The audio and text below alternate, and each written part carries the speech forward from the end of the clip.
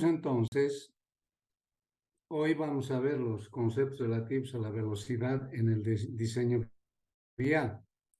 Entonces, en el diseño vial son 4 las velocidades que nosotros podemos considerar, dependiendo de sus características. Esta parte ya lo hemos visto, pero bueno, a manera de retroalimentar vamos a hacer entonces una revisión. ¿Qué es la velocidad de proyecto? Es la máxima velocidad con la que un vehículo puede transitar en una carretera sin que existan condiciones adversas. Ya, entonces, eso quiere decir que el vehículo está solo en la carretera y esa velocidad nos ha de servir para diseñar los elementos. Los elementos básicos de una carretera son las rectas y las curvas. Entonces, eso es lo que a nosotros nos sirve, repito, para hacer el diseño de esos elementos. Entonces, como dice ahí la expresión, es la velocidad que permite definir las características geométricas mínimas de los elementos. Ese es un detalle importante. O sea, esta velocidad de proyecto nos ha de permitir determinar o calcular las características geométricas mínimas. Ahora, en diseño geométrico, si nosotros asumimos un valor mayor al mínimo, entonces eso está muy bien. O sea, es, digamos, algo que operativamente queda muy bien, ¿ya? Entonces, ¿cuál es la característica del diseño? Obviamente, de que los elementos del trazado estén bajo condiciones de comodidad y seguridad. La comodidad y la seguridad son la filosofía del diseño geométrico. O sea, nosotros cuando hacemos un diseño geométrico lo que buscamos es comodidad y seguridad para el usuario, sin que prime condiciones de tránsito y climatológicas. O sea, esas son las condiciones adversas. Cuando decimos condiciones de tránsito, quiere decir que no hay otros vehículos en la carretera, y si hablamos de cuestiones climatológicas, quiere decir que no hay lluvia, que no puede haber granizo, nieve, etcétera, etcétera. ¿Ya? Entonces, a eso se refiere. Acá en el siguiente párrafo hacemos una aclaración, ya por si acaso. Dice, la velocidad de proyectos reemplaza la denominada velocidad de diseño. O sea, en el anterior manual de la ABC, lo que se manejaba con el mismo criterio de velocidad de proyecto era la velocidad de diseño. Ahora, esto ustedes pueden ver en las otras normas también, ¿no? Por ejemplo, los peruanos manejan el criterio de la velocidad de diseño. Entonces, y así sucesivamente cada una de las normas que tiene cada país. Entramos al otro tipo de velocidad, la velocidad específica. Entonces, una velocidad específica es la máxima velocidad que un vehículo puede asumir en condiciones de comodidad y seguridad. Normalmente, obviamente, esta velocidad específica es mayor a la velocidad de proyecto. ¿De acuerdo? Entonces, pero repito, ¿no? Pero tiene que darse esa velocidad cuando tengamos evidentemente condiciones de hacerlo. A ver, un ejemplo. A ver, el tramo Oruro-Caracollo, por ejemplo, ese es el mejor ejemplo que podemos dar. Ustedes saben, es casi una carretera en recta, la visibilidad es casi al infinito, ¿sí? Entonces ahí, según el diseño geométrico, es para 80 kilómetros hora.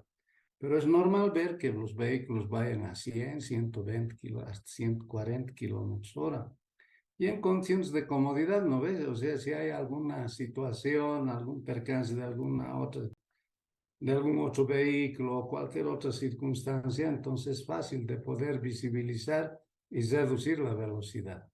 Entonces, a eso se llama una velocidad específica, ¿de acuerdo? Y de esas velocidades, pues existen muchos, ¿de acuerdo? Entonces, pero esta velocidad específica se determina cuando el vehículo está en una curva. O sea, para definir cuánto es la velocidad específica, necesariamente nosotros tenemos que tener las condiciones de que el vehículo está en una curva y en condiciones prevalecientes.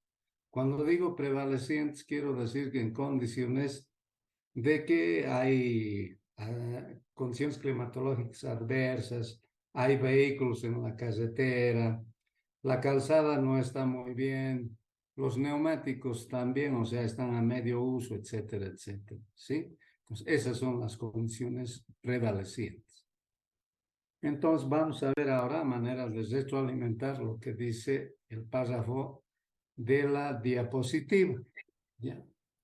Entonces, dice, es la máxima velocidad a la cual se puede circular por un elemento de trazado en condiciones de seguridad y comodidad, encontrándose el pavimento húmedo, los neumáticos en buen estado o sin que existan condiciones meteorológicas, del tránsito, del estado del pavimento o del entorno de la vía que impongan limitaciones a la velocidad.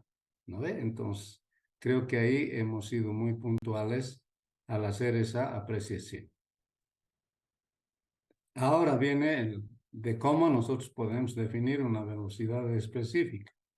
Y dice lo siguiente el párrafo, ¿no? La velocidad específica debe entenderse como la máxima velocidad a la que se puede recorrer en una curva horizontal de radio y peralte dado, haciendo uso del máximo roce transversal especificado con la velocidad. ¿De acuerdo? Entonces, lo podemos definir y magnificar en todo caso.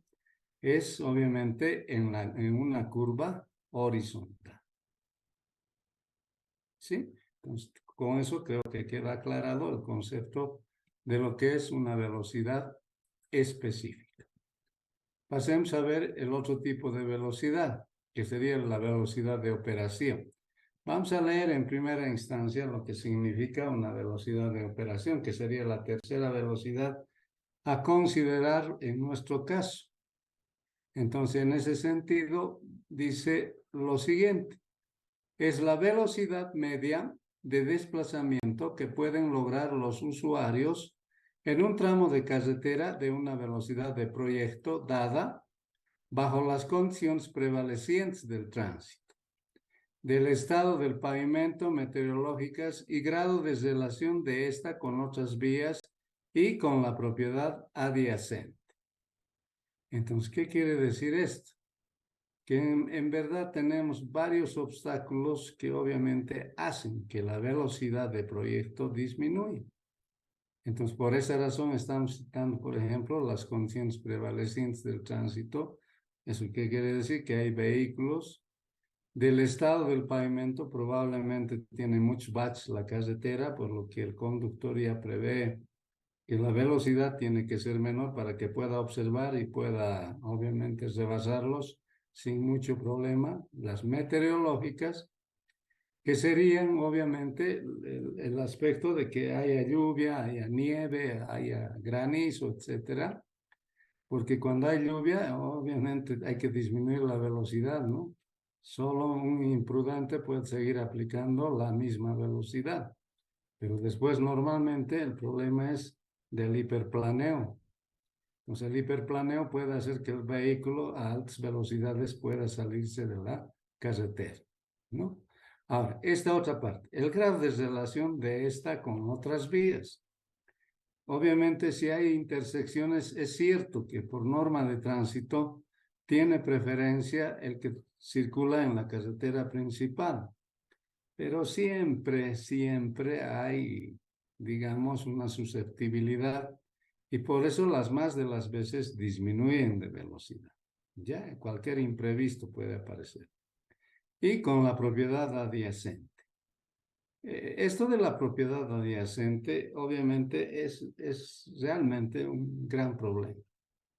Obviamente que los vehículos, por cualquier otra actividad, las más de las veces en la propiedad adyacente se detienen y ahí pierden tiempo, ¿sí?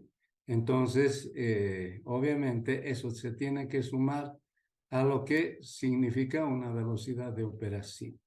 Y el ejemplo más puntual es que, por decirles algo, Oruro-Cochabamba, son 200 kilómetros aproximadamente. Tiene 3 velocidades de proyecto, el tramo. Oruro-Lequepalca son 80 kilómetros hora. Lequepalca, ¿cómo se llama la tranca? Son 50 kilómetros hora. De la tranca hasta Parotani son 40 kilómetros hora. Bueno, haciendo todos los cálculos debería llegar en 3 horas y fracción. Ya, entonces, pero ¿en cuánto llego normalmente? En 5 horas, ¿verdad? Entonces, eso es precisamente por las paradas imprevistas que existen, etcétera, etcétera. Y a ese tipo de velocidad se califica como velocidad de operación. ¿De acuerdo? Finalmente, tenemos la cuarta velocidad, que es la velocidad del percentil 85. Esta velocidad es más para el diseñista. Pero, ¿qué significa una velocidad del percentil 85? Entonces, quiere decir que el 85% de los vehículos que transitan en una carretera están yendo a una velocidad máxima determinada. El resto, obviamente, se supone que está yendo, o sea, el 15% que falta para completar al 100%, se supone que está yendo a más velocidad. Ahora, ¿cuándo y por qué aparece esta velocidad del percentil 85? Ustedes saben que si bien en centros urbanos hay reguladores de velocidad como los semáforos, rompemuelles, etcétera, pero en el área rural no es pertinente que se coloquen ese tipo de reductores de velocidad y las más de las veces los conductores, pues obviamente, bueno, en función de su vehículo y de su capacidad de conducción, pues asumen una velocidad, ¿sí? Claro, en algunos tramos se controla. Por ejemplo, en nuestro medio, entre Oruro y La Paz, la policía, ¿cómo se llama? Bueno, la policía tiene un ramal que hace el control de la velocidad, pero hacia otros centros, por ejemplo, hacia Potosí, hacia Yayagua, etcétera, no hay ese control, ¿sí? Entonces, lo que pasa es que se ha verificado que esta velocidad del percentil 85 llega a ser mayor a la velocidad de proyecto. O sea que si nosotros determinamos con el 85% a qué velocidad máxima están yendo, entonces concluye nomás de que van a más de la velocidad de proyecto. Y ese es un problema. Y eso obviamente ya por simple criterio, nosotros los diseñistas tenemos que tomarlo muy en cuenta. ¿De acuerdo? Para eso sirve esta velocidad del percentil 85. La forma de cómo se aplica les voy a explicar en el capítulo 7, ¿de acuerdo? Pero simplemente ahora lo que vamos a hacer es conceptualizar y obviamente definir. Entonces, dice, ¿no? La velocidad del percentil 85 es aquella velocidad no superada por el 85% de los usuarios en un tramo de características homogéneas bajo condiciones de tránsito prevalecientes, estado del pavimento, meteorológica y grado de relación de esta con otras vías y con la propiedad adyacente. Entonces, está clarito, ¿no? No superada por el 85%. No está diciendo acá, y eso es lo que muchos confunden, que obviamente el 85% se está igualando a la velocidad de proyecto. No, es una velocidad cualquiera que pueden asumir ellos. En casos extremos se ha comprobado que es menor a la velocidad del proyecto, pero eso es en un porcentaje muy bajo y las más de las veces cuando han hecho la verificación siempre han encontrado que el 85% de los vehículos, o sea, su velocidad supera a la velocidad de proyecto. Eso vamos a ver a continuación. Ya dice, ¿no? Cuando dichas condiciones no imponen restricciones, la velocidad del percentil 85 suele ser mayor que la velocidad de proyecto, ¿ya?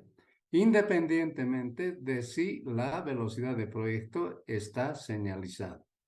Eso es cierto, o sea, muchos conductores, como ya un poco hemos analizado en capítulos anteriores, bueno, el conductor adquiere experiencia y de acuerdo a su experiencia, pues conduce en la carretera, ¿no es cierto? Entonces, si tiene mucha experiencia, pues las más de las veces siempre va a una alta velocidad, ¿ya? Sin respetar la señalización de la carretera, ¿ya? Ahora viene el ejemplo. Vamos a ver una tabla de que han observado los estudiosos y van a ver ustedes que evidentemente es increíble lo que sucede. Según experiencias efectuadas en tramos específicos, se puede llegar a las siguientes conclusiones. En la tabla se observa que los resultados superan ampliamente a la velocidad de proyecto establecido en 80 kilómetros hora con una pendiente media del 4.4%. O sea, se tiene una carretera con 80 kilómetros hora, la pendiente media es de 4.4, o sea, es relativamente baja. Pero ¿qué ha pasado? Fíjense, de bajada y de subida, ¿de acuerdo? De bajada.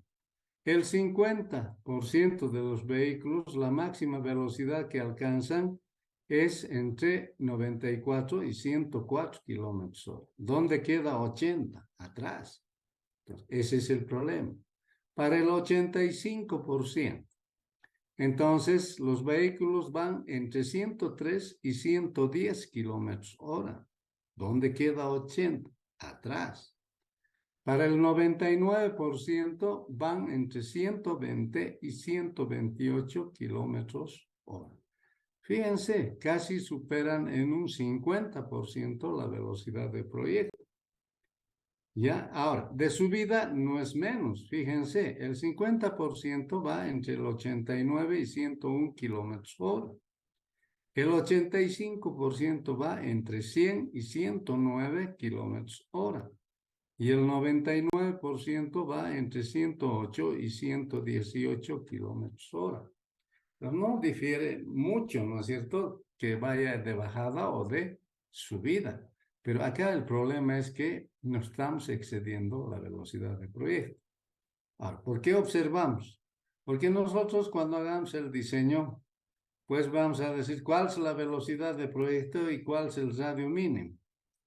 Cuando obviamente nos están diciendo que hay este problema, que obviamente los vehículos van a mayor velocidad. Entonces nosotros como diseñistas, ¿qué tenemos que hacer? Lo que tenemos que hacer es, de acuerdo a las recomendaciones del manual de la ABC, bueno, en algún caso vamos a subirle un 5 kilómetros hora para el diseño de la curva y en otros casos le vamos a subir hasta 10 kilómetros hora para el diseño de la curva. Y eso un poco va a contener, digamos, este fenómeno que pasa en una carretera. Y obviamente es normal, no estoy hablando de Bolivia, esta es una recomendación de la ASTO, así que obviamente, repito, es un fenómeno a nivel mundial.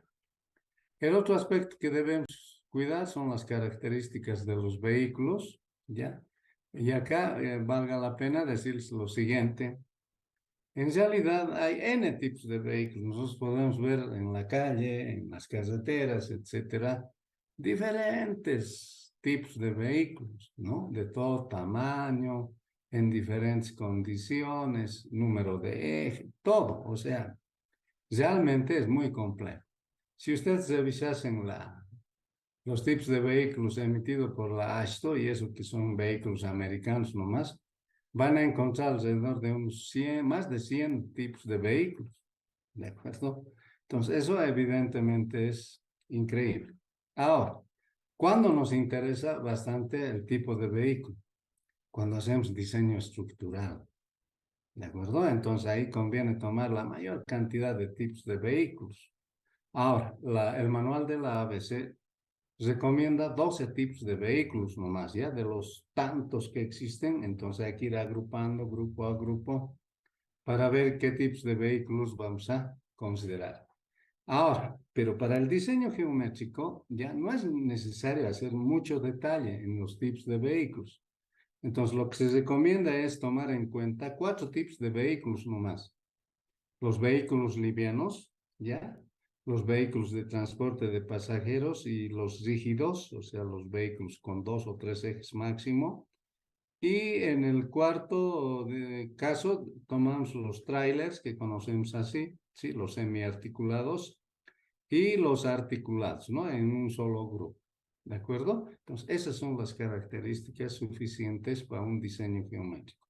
Lo otro es para un diseño estructural. Empecemos entonces con aspectos generales, ¿ya? Y dice, ¿no? Los vehículos influencian el diseño fundamentalmente desde 2 puntos de vista. La velocidad que son capaces de desarrollar, en esto están incluidos básicamente los livianos, porque esos son los que más van a correr, y sus dimensiones que les son propias.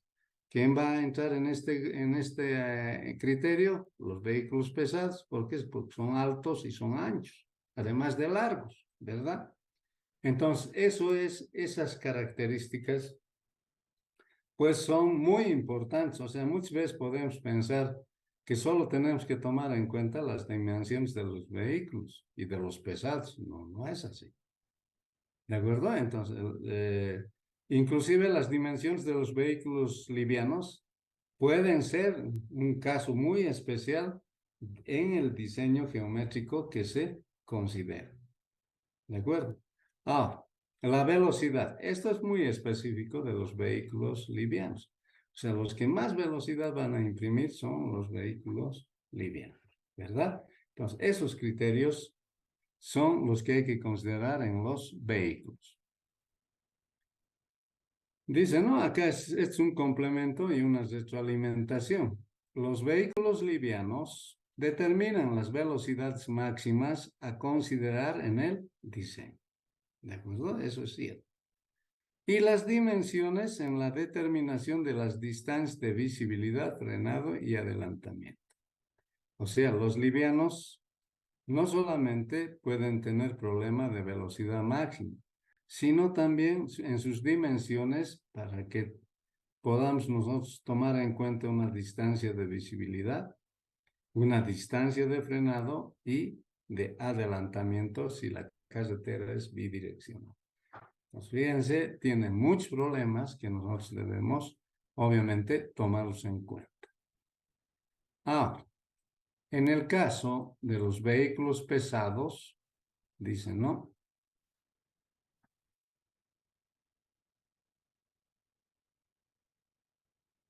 Dice, camiones de diversos tipos y en menor medida los buses experimentan reducciones importantes en su velocidad de operación cuando existen tramos en pendiente.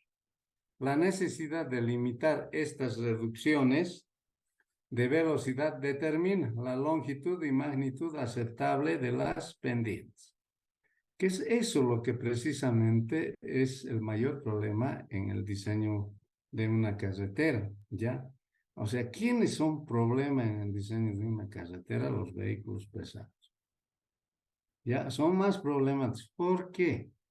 Porque obviamente estos vehículos experimentan pues reducciones de velocidad bien importantes. Y eso no está bien, o sea, afecta la funcionalidad de la carretera. ¿De acuerdo? Entonces, por esa razón, ya con ese mismo criterio, hemos visto la longitud y magnitud aceptable de las pendientes. O sea, las longitudes de rampa que vimos en el capítulo 3. Ese es un criterio, obviamente hay más criterios dependiendo de cada norma que se asume. ¿De acuerdo? Entonces, fíjense, ambas cosas son complejas. O sea, ninguno se salva. Siempre tienen algunas variables de mayor efecto, refiriéndome a los vehículos livianos y a los vehículos pesados. Muy bien.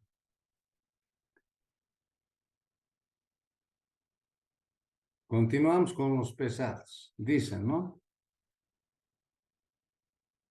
Las dimensiones, o sea, el largo, el ancho y el alto, influencian en gran medida los diversos elementos de la sección transversal.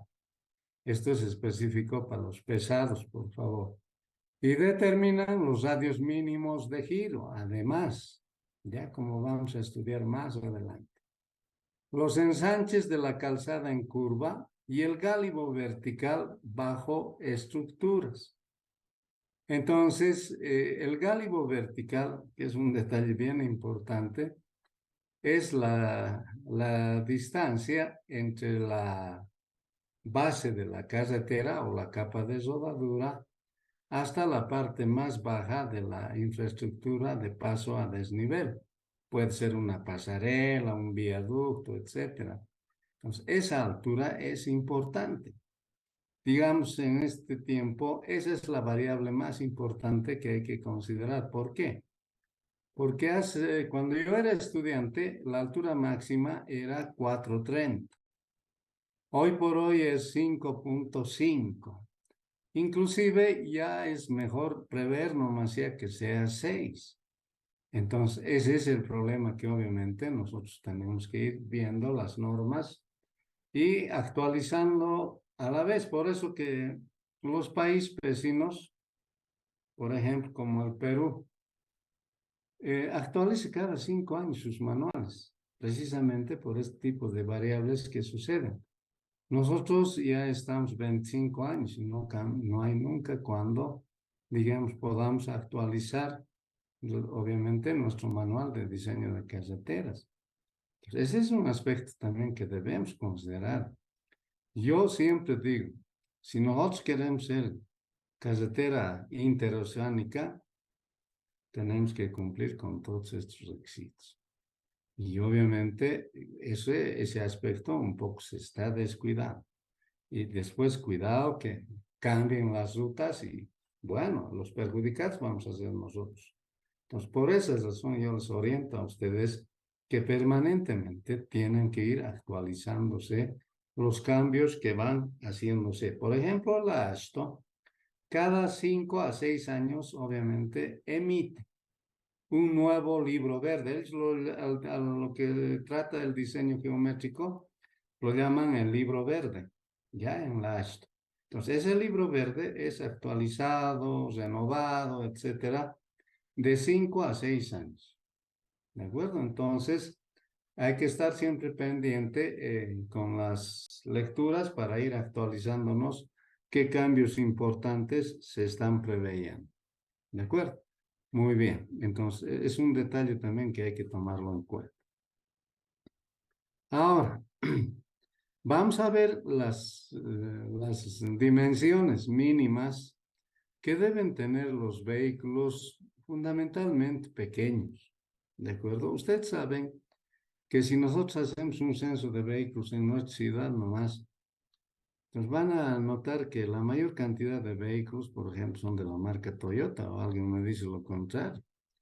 Después viene Nissan, después las otras marcas, ¿de acuerdo? Entonces, en función de esas características, es que precisamente, como dice acá el párrafo, se han fijado algunas alturas, ya como vamos a describir adelante. Dice, ¿no? Para determinar las distancias de visibilidad que se utilizan en la definición de una serie de parámetros rectores del diseño, es preciso fijar algunas alturas. ¿De acuerdo? Entonces vayamos. H, la variable H, que representa la altura de focos delanteros, consideramos como altura mínima en 0,60. ¿De acuerdo? En 0,60. Otro aspecto, por ejemplo, la variable H1, que es la altura de los ojos del conductor de un automóvil, consideramos en 1,10. ¿De acuerdo? En 1,10. Luego, la variable H2, que sería la altura de obstáculo fijo en la carretera, consideramos 0,20. ¿De acuerdo? En la norma boliviana o en el manual de la ABC, ¿no? H3, que es otra variable, consideramos la altura de los ojos del conductor del camión o bus en 2,50. Podríamos decir que esta es la altura máxima. ¿de acuerdo? Pero para vehículos ya pesados en todo caso, ¿no? H4 es la altura mínima de las luces traseras del automóvil o camión en 0,45 metros. Esto sí se cumple casi en todas las normas. Y finalmente, H5, que es la altura del techo de un automóvil en 1,20. Entonces, estas dimensiones, si nosotros tuviésemos un vehículo y lo podemos medir, se acomoda más a los vehículos japoneses, porque esa es o esas marcas tenemos en mayor cantidad en el país, ¿verdad? Ahora, yo les digo, por ejemplo, en la norma de la AASHTO, la altura de los focos delanteros